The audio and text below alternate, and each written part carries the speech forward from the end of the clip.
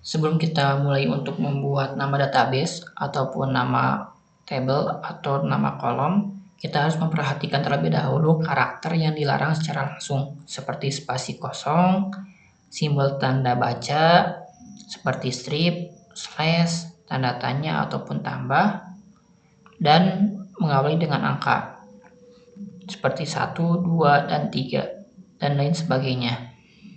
Nah, contohnya misalkan untuk spasi kosong, di sini kita akan membuat misalkan create database asset spasi db. Nah, itu ketika kita jalankan di SQL Server, maka SQL Server akan menolaknya. Kecuali kalau misalkan kita spasinya dihapus menjadi seperti ini, jadi kata-katanya digabung, itu akan diterima oleh SQL Server. Ataupun misalkan spasinya kita ganti menjadi underscore, itu pun akan diterima oleh SQL Server. Namun kalau misalkan kita tetap ingin menggunakan spasi di dalam pembuatan nama database-nya, maka kita harus sertakan tanda seperti ini. Kemudian contoh untuk simbol dan tanda baca. Di sini misalkan kita akan membuat nama database dengan nama asset strip db. Ketika kita jalankan di SQL Server, maka SQL Server pun akan menolaknya. Ataupun misalkan tandanya kita letakkan di awal, itu pun akan ditolak oleh SQL Server. Kecuali kita menggunakan tanda seperti ini, maka SQL Server akan menerimanya. Kemudian yang selanjutnya itu mengawali dengan angka, seperti contohnya misalkan di sini angka 1 aset db. Ketika kita jalankan itu SQL Server akan menolaknya. Namun kalau kita meletakkannya di ujung seperti ini atau di akhir, ataupun kita letakkannya di tengah-tengah, itu akan diterima oleh SQL Server. Namun kalau kita ingin tetap meletakkannya di awal, itu kita harus menggunakan tanda seperti ini. Kemudian kita juga harus memperhatikan kata kunci terlarang seperti perintah SQL, yaitu select from where table, kemudian tipe data bawaan seperti integer, varchar, datetime, fungsi internal seperti user, count, sum, max. Dimana di sini untuk contoh perintah SQL, kita akan membuat nama database misalkan menggunakan select, maka SQL Server akan menolaknya. Tapi kalau misalkan kita tambah kata-kata lain setelahnya seperti select data, itu akan diterima oleh SQL Server. Ataupun misalkan kita gunakan underscore, maka itu pun akan diterima oleh SQL Server. Kemudian untuk tipe data bawaan, di sini misalkan kita akan membuat nama database-nya dengan nama varchar, itu pun akan ditolak oleh SQL Server. Kecuali ada kata-kata tambah lainnya seperti varchar data ataupun kita menggunakan underscore, itu pun akan bisa dijalankan oleh SQL Server. Nah, lalu di sini juga untuk fungsi internal seperti count, itu tidak akan bisa diterima oleh SQL Server kecuali ada kata-kata tambahannya seperti total count ataupun pakai underscore seperti ini, maka itu bisa diterima oleh SQL Server. Yang tadi dijelaskan itu pun berlaku untuk pembuatan tabel dan juga pembuatan kolom.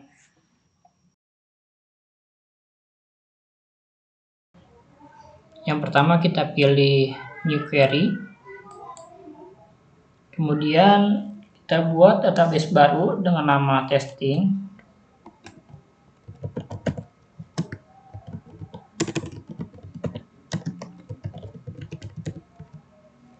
Nah, untuk menjalankan proses query ini, maka kita bisa pilih execute ataupun klik button F5 di keyboard.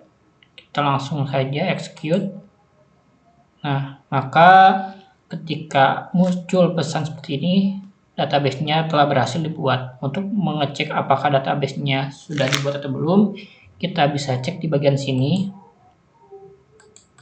Kemudian pilih database-nya, lalu kita klik refresh. maka akan muncul database yang telah kita buat, yaitu ini.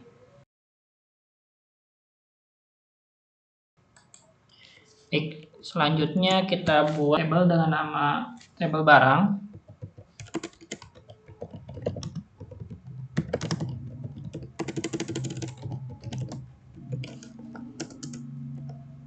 Yang pertama kita buat kolom ID dengan tipe datanya adalah unique identifier.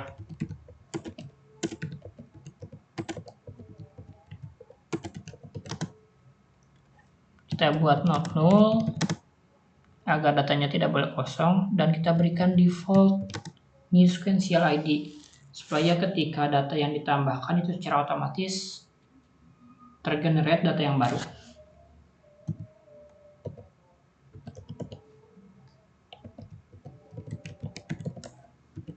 Dan kita jadikan primary key. Selanjutnya kita buat kolom kode barang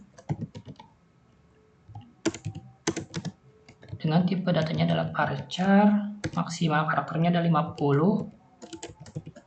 Kita buat not null.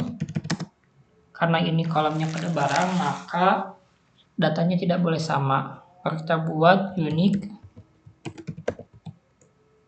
lalu nama barang dengan tipe data varchar dan maksimal karakternya 255. Kita buat not null,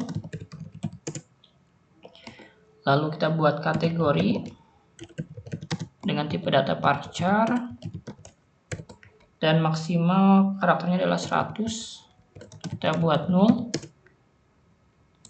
lalu satuan dengan tipe datanya adalah varchar dan maksimal karakternya adalah 50. Kita buat null, lalu harga beli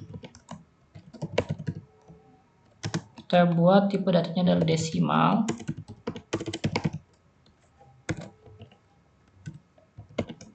yang mana untuk 18 sendiri adalah total digitnya, total jumlah digitnya itu 18, dan ini adalah di belakang komanya.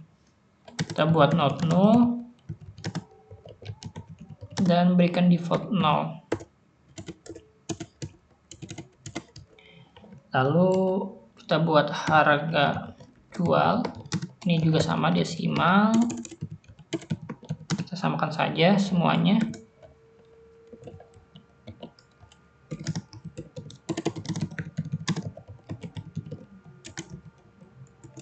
Selanjutnya kita buat kolom stok dengan tipe data integer.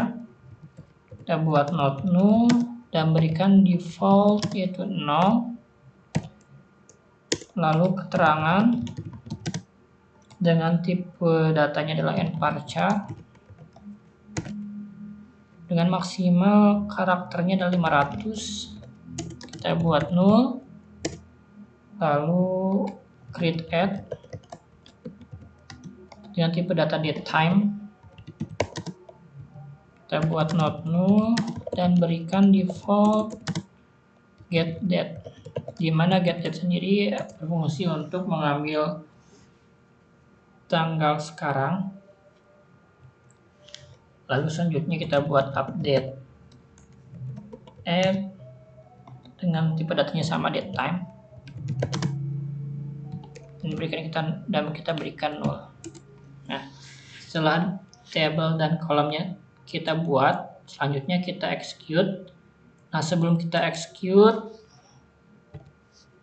itu kita pilih dulu nama database-nya. Nah, di sini kita pilih nama database-nya, itu karena tadi kita buat testing, nama database-nya testing, kita pilih testing. Nah, selanjutnya kita execute saja atau tekan F5. Nah, maka tabel yang kita buat tadi berhasil dibuatkan di dalam database testing. Untuk mengecek apakah datanya tabelnya ada atau tidak, kita bisa cek di database testing untuk melihat apakah tabelnya ada atau tidak. Kemudian kita pilih table. Nah, maka tabel yang telah kita buat dengan nama barang berhasil dibuatkan. Kita juga coba cek kolomnya apakah sesuai dengan apa yang kita buatkan. Kita pilih kolom. Nah, maka akan muncul sebagai berikut.